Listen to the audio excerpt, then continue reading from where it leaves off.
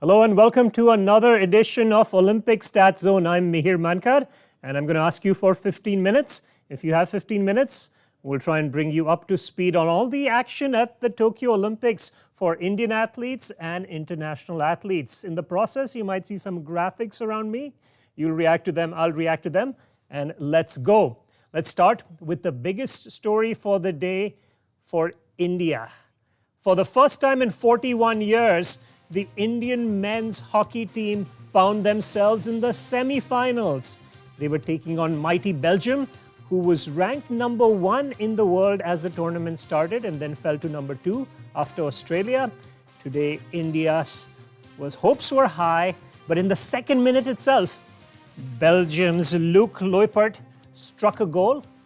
Harmanpreet, India's drag flicker, then made good off a penalty corner. India was 1-1 and then went up with a tomahawk shot, this time by Mandeep Singh. 2-1 up, and that was the last time that the Indians went up. After that, there was a hat-trick by the drag flicker from Belgium's side, Andre, who took the score to 4-2. And then when India took the goalie out and went for an all-out attack, in a counter-attack, it became 5-2. For 3 quarters, it was level. India stayed level with the top-ranked team in the world. At the end, not good enough to move on to the final, but India will play in the bronze medal match and they will play Germany. Germany lost 3-1 to Australia. Well done, men in blue. One more match to go to see if you can secure a medal. Let's talk about some more Indian action that was on feature today in wrestling and in track and field. So let's talk about a young Indian athlete, Sonam Malik, taking on her Mongolian, more experienced opponent, Kurelku. Now, Sonam went up 2-0 in this matchup. In fact, twice when she had pushed her opponent outside the line. And in the last 45 seconds, looked to be playing a bit more defense to hold on to the lead. That backfired a bit, as Bolortuya got a hold of her knee and brought her down and scored 2 more points. Eventually, you use the points that are the largest, so not 1 and 1, but 2 at one point, and that came later. And in that 2-2 tie, Sonam had to exit that bout not as the winner. She was hoping to get through the repechage rounds, as many wrestlers who have won medals in the past have done, including a couple of Indians. Unfortunately, Bolortuya faced a world-class wrestler in the next round that she lost. So now Sonam Malik's fate is sealed. A great showing from the athlete. Again, only 19 years old and has represented the country, and we hope she comes back for more Olympics. Now let's turn our attention to more Indian action on the track and field. So we had a shot putter on display and a javelin thrower on display. Tejinder Pal Singh Tour, 19.99 meters was his distance, 0.01 short of the 20-meter mark, and shorter than his personal best, which was about 20. He needed much more than that. It would have taken over 21 to make it to the final.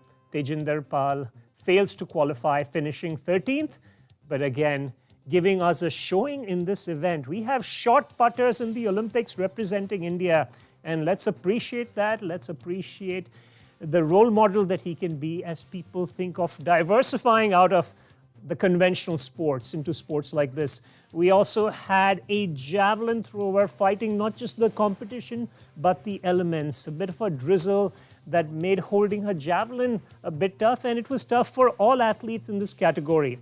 Anu Rani was representing the nation in the javelin throw. She was in Group A.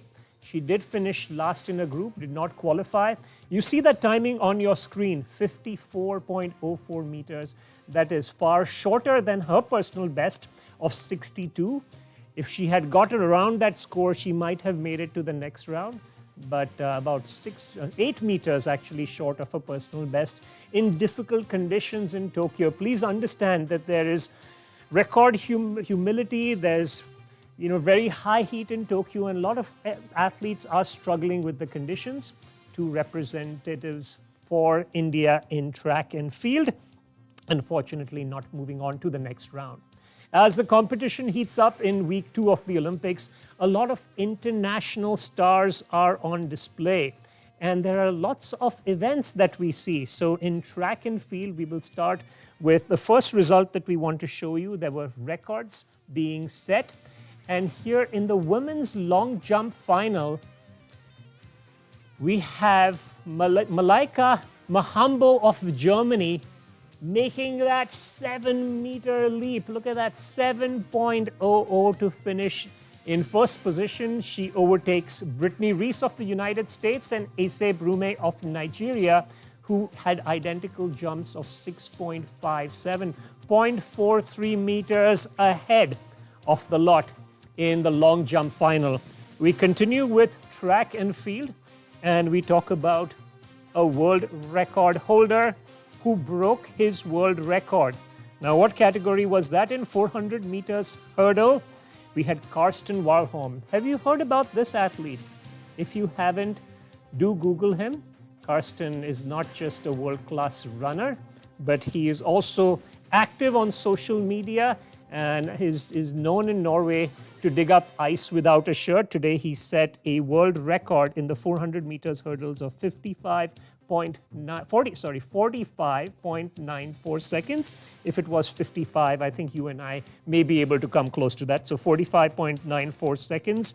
Animated personality from Norway, Karsten Warholm.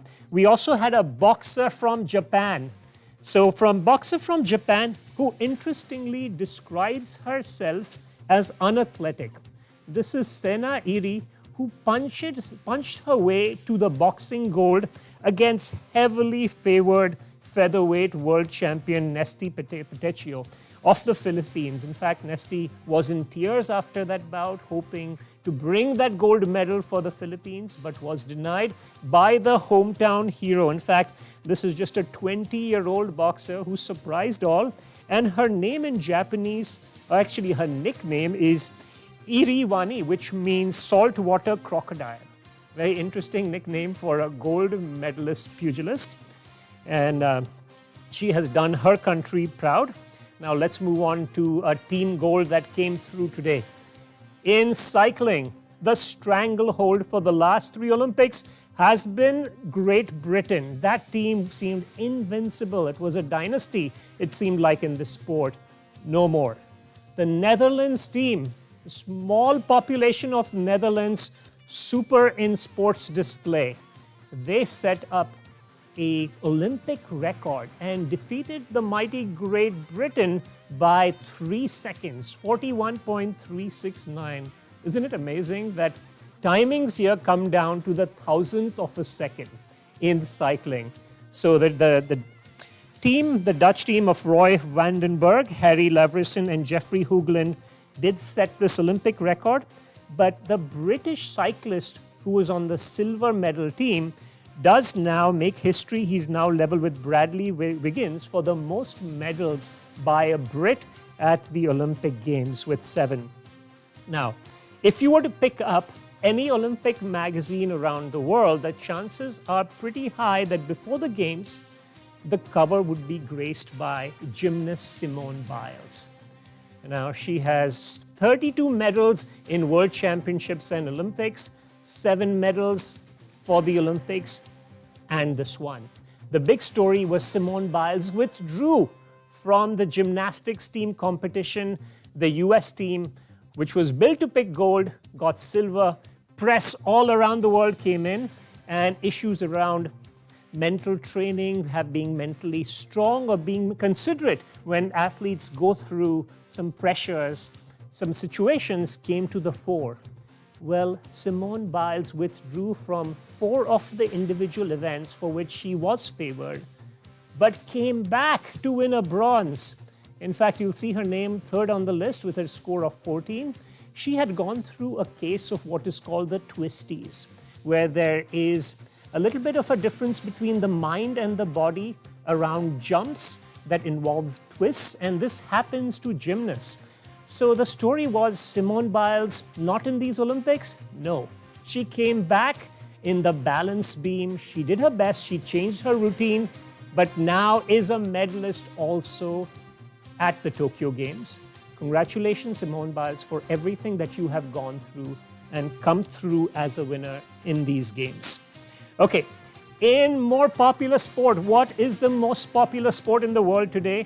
Football or soccer, however you want to call it. Semi-finals today. Brazil versus Mexico. Today, these two countries faced off. Mexico had a heartbreaking loss to their North American neighbor, United States, in a recent match. An under-23 team that's allowed 2 players over 23. They fought tooth and nail, minute by minute, throughout regulation, through extra time, 0-0. It went into penalties, and that's where the Samba Kings showed their class. 4-1. Not a good day for the Mexican goalkeeper, but a great day for the Brazilians, who now find themselves in the Olympic gold medal match.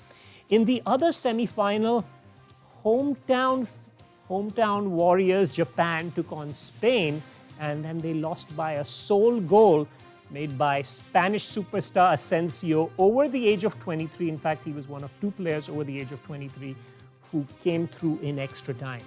So Japan will now play Mexico for the bronze, and Brazil will take on European superpower Spain in the final.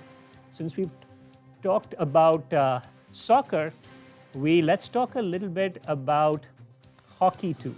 And in hockey, we gave you a glimpse of what happened between India and Belgium. In the other semi-final, it was Australia versus Germany. Now, Australians won 3-1. It was 1-1 at the half, and the Aussies just overpowered their German opponents, who will now play India for the bronze medal match. Australia has been in scintillating form. Remember, they beat India 7-1. They defeated mighty Netherlands in a closer match in the quarterfinals. And now they have moved up to the top of the rankings, #1 in the world, and they will play Belgium in a mouth-watering final.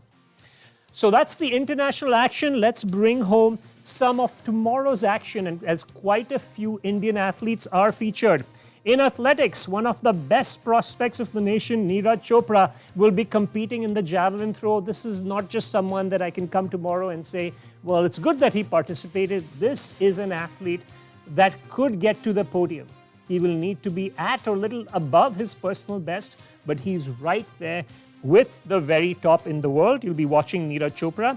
Tomorrow also featured will be golfer Aditi Ashok. Just 18 last time, and she got to compete at the Rio Olympics. She has qualified in 45th place. She has gone up 66 places in world rankings in recent times to 132.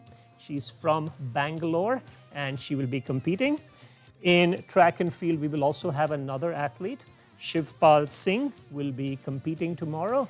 His throws are not they don't go the distance that Neeraj's do, but he is representing the nation, and let's hope the very best for him. Again, with the conditions, it could favor some athletes, hurt some others. Shivpal will be on display.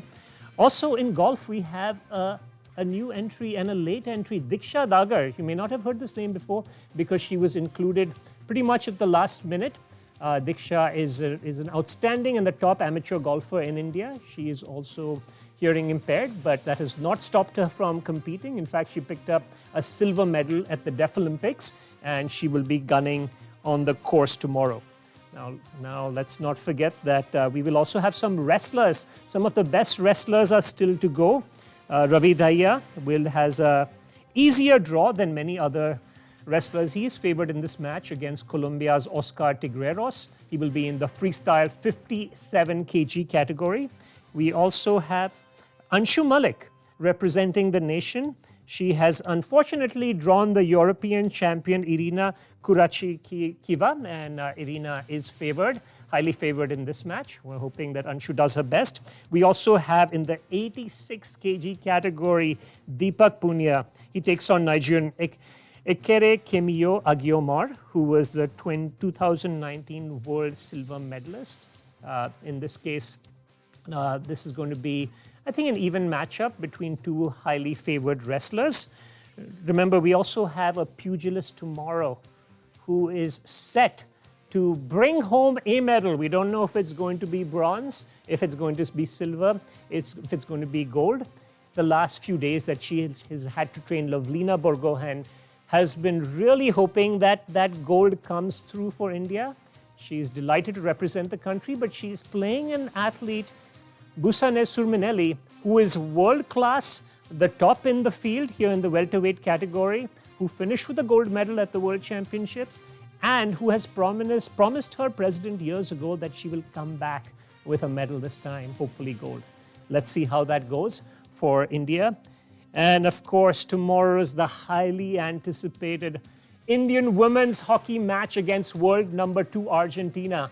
Argentina highly favored in this matchup, but so was Australia. In fact, the odds were 4-1 for Australia before India defeated them 1-0. India lost 3 games in a row, but they have won the last 3. If this team can go any further, it will be amazing for the nation. Semi-finals tomorrow, India and Argentina, and so much else going on in the world of sport. Only a few days left for the sport. We hope you continue to follow, and let's close with the medals tally right now. Let's see what's there at the top of the field. That doesn't change much. Just like yesterday, it's China with 32 golds, followed by United States, 24 golds, even though they have more medals than China. Japan holding on to that 3rd place with 19. Australia in 4th place, now eclipsing the Russian Olympic Committee. Let's continue with the table to see the others and where India is. Great Britain is now in 6th place. They missed out on that crucial cycling gold that seems to be a staple. Germany now with 8 gold medals. France 6, Netherlands 6, helped by that cycling team. And India is now in 64th. Lovlina's medal is coming. Hopefully some more from hockey. We hope you enjoyed this update.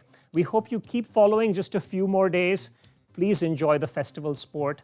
I will keep bringing the highlights to you. And for now, I want to wish you a very good night and an early morning to support Indian athletes tomorrow.